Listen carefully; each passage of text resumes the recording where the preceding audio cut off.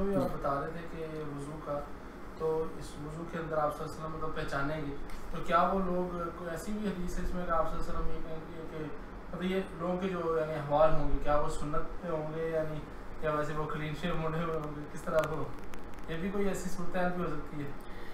دیکھیے نبی کریم صلی اللہ علیہ وسلم نے اپنی اس حدیث میں، جس کو میں نے ابھی تھوڑی دیر پہلے بیان کیا ہے، اس میں صرف ایک چیز جو ہے اس کو آپ نے بڑی سختی کے ساتھ اس کا ذکر کیا ہے، بدعت کا، کہ جب دین کے اندر بدعت ہوگی تو نبی کریم صلی اللہ علیہ وسلم باقی وضو کے اعضاء سے پہچانیں گے اپنی امت کو۔ دیکھو عملی کمزوری ہر ایک میں ہے، اب آخرت کے باقی احوال وہ اللہ بہتر جانتا ہے۔ زندگی میں نبی کریم صلی اللہ علیہ وسلم نے ایسے شخص کو دیکھنا پسند نہیں کیا جس نے داڑھی منڈائی تھی۔ انسان کو یہ ذہن میں رکھنا چاہیے، ایک مسلمان کو زندگی میں آپ صلی اللہ علیہ وسلم نے ایسے شخص کی طرف چہرہ کر کے اس کو دیکھنا پسند نہیں کیا جس نے داڑھی کو منڈوایا تھا۔ اب آخرت کا حوال آپ خود اندازہ کر سکتے ہیں کہ کیا نبی صلی اللہ علیہ وسلم پسند کریں گے ایک مسلمان کو؟ باقی اس کی یہ کمزوری ہے، اس کا یہ گناہ ہے کہ وہ داڑھی نہیں رکھ رہا۔ اس کو چاہیے کہ اگر وہ سچا ہے نبی صلی اللہ علیہ وسلم کی محبت میں تو پھر نبی صلی اللہ علیہ وسلم کی سنت، باقی جو باتیں سنت کی کرتا ہے تو یہ سب سے پہلے اپنے عمل سے تو ظاہر کریں۔ یہ ایک ایسا عمل ہے، لوگوں نے اس کو سنت کہہ کے اس کو ختم کر دیا، اور عموماً سنت کی تعریف علماء یہی کرتے ہیں کہ سنت وہ ہوتی ہے جس پر عمل کیا جائے تو ثواب ملتا ہے، نہ کیا جائے تو گناہ نہیں ہوتا۔ تو اب پہلی بات یہ ہے کہ اگر گناہ نہیں ہوتا تو نبی صلی اللہ علیہ وسلم کو ایسے چہرے سے نفرت کرنے کی ضرورت کیا تھی؟ پہلی بات یہ ہے، ایسے چہرے سے نبی کریم صلی اللہ علیہ وسلم کو نفرت کرنے کی ضرورت کیا تھی؟ اور دوسری بات یہ ہے کہ داڑھی رکھنا میرے محترم بھائیوں یہ سنت نہیں ہے، نبی کریم صلی اللہ علیہ وسلم کا حکم ہے۔ 5 الفاظ ہیں، حکماً آپ نے یہ فرمایا ہے داڑھی رکھو، داڑھی کو بڑھاؤ، داڑھی کو معاف کر دو، اس کو لٹکا دو، اس کو چھوڑ دو۔ نبی صلی اللہ علیہ وسلم نے 5 مختلف الفاظ میں یہ حکم دیا ہے۔ تو آپ صلی اللہ علیہ وسلم جس چیز کا حکم دے دیں اور پھر اس میں کوئی قرینہ نہ ہو اس کو یعنی منڈوانے کا، تو وہ چیز فرض ہو جاتی۔ اس کی فرضیت کو ختم کرنے کا کوئی قرینہ نہ ہو، کوئی ایسا عمل نہ ہو۔ جیسے نبی صلی اللہ علیہ وسلم نے کیا فرمایا، اس کی ایک مثال کہ آپ صلی اللہ علیہ وسلم نے فرمایا قبلہ کی طرف نہ تم منہ کر کے قضائے حاجت کر سکتے ہو، نہ پیٹھ کر کے قضائے حاجت کر سکتے ہو۔ واضح طور پر لا تستقبلوا القبلۃ ولا تستدبروها، حکم ہے، نہیں ہے، منع کر دیا کہ یہ نہیں کرنا۔ لیکن خود نبی کریم صلی اللہ علیہ وسلم کا عمل کہ عبداللہ ابن عمر رضی اللہ عنہما بیان کرتے ہیں کہ وہ ام المومنین سیدہ حفصہ رضی اللہ عنہا کے گھر ان کی بہن تھی، انہوں نے جب دیکھا کہ نبی کریم صلی اللہ علیہ وسلم قضائے حاجت کر رہے ہیں باتھ روم کے اندر، 4 دیواری کے اندر، اور آپ کی پیٹھ وہ قبلے کی طرف ہے، پیٹھ قبلے کی طرف ہے۔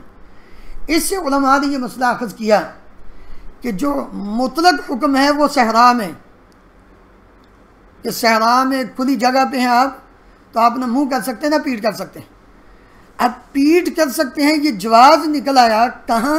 4 دیواری کے اندر۔ اگر آپ 4 دیواری کے اندر ہیں، باتھ روم کے اندر ہیں، تو کوئی صورت نہیں بن رہی تو آپ کم از کم یعنی پیٹھ کر سکتے ہیں، منہ پھر بھی نہیں کر سکتے۔ تو یہ اتنا جواز نکلا۔ اب نبی کریم صلی اللہ علیہ وسلم نے جب 5 الفاظ کے اندر حکم دے دیا ہے داڑھی کو بڑھانے کا، داڑھی کو رکھنے کا، تو اگر کسی حدیث کے اندر اس کو ختم کرنے کی کوئی کیفیت نظر آتی ہو تو انسان کہے کہ ہاں جی ایسی صورت ہو تو انسان کر سکتا ہے، مڑا سکتا ہے۔ جبکہ نبی کریم صلی اللہ علیہ وسلم سے کوئی بھی آپ پوری زندگی میں آپ سے یا آپ کے صحابہ سے ایسا عمل ثابت نہیں ہے کہ کسی صحابی نے داڑھی مڑائی ہو۔ ایک صحابی حج کے موقع پر احرام کی حالت میں سر میں جوئیں ہیں جو ان کے چہرے پر داڑھی پر بھی آ رہی ہیں، نبی کریم صلی اللہ علیہ وسلم نے ان کو سر مڑانے کا تو حکم دیا ہے، داڑھی مڑانے کا حکم نہیں دیا۔ اگر تکلیف کی وجہ سے بھی ہوتا تو آپ داڑھی مڑانے کا بھی حکم دے دیتے کہ چلو، تو کم از کم اتنا جواز نکال دیا جاتا کہ بھائی تکلیف ہوتی تو انسان کر لے۔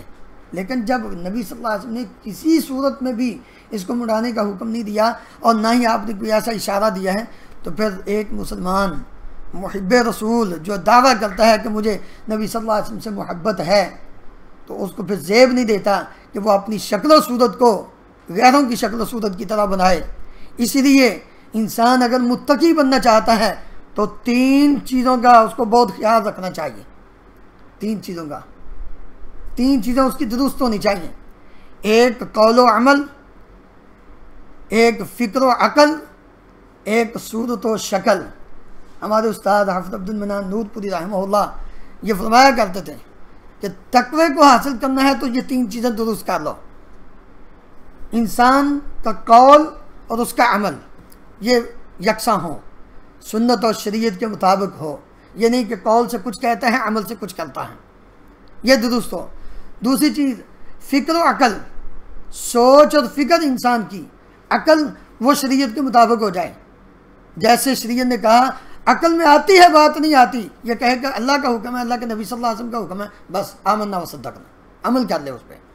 اور تیسری چیز صورت و شکل، کہ انسان کی صورت و شکل وہ اسلام کے مطابق ہو، نبی صلی اللہ علیہ وسلم کی یعنی صورت و شکل کے موافق ہو۔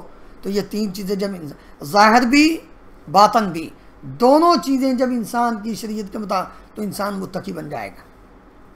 تو اس لیے آخرت میں نبی کریم صلی اللہ علیہ وسلم کیا اپنے اس امتی کے ساتھ معاملہ کریں گے یہ اللہ کے علم میں ہے۔